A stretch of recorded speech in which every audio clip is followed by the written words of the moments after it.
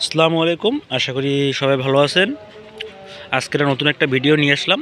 এই পুকুরটা চেষ্টা চলতেছে মাছ ধরার জন্য। এই যে পাম্প, এখান থেকে পানি উত্তোলন হচ্ছে।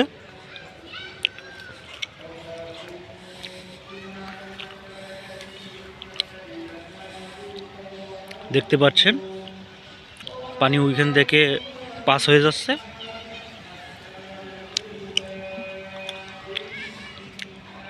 পুকুরে বিভিন্ন মাছ ছাড়া আছে।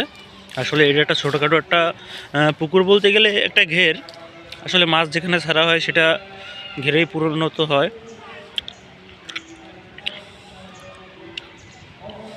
এইখান থেকে লাইন নেওয়া।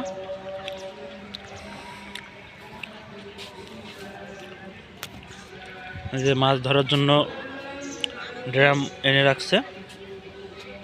অলরেডি এর মধ্যে মাছও আছে, দেখতে পাচ্ছেন।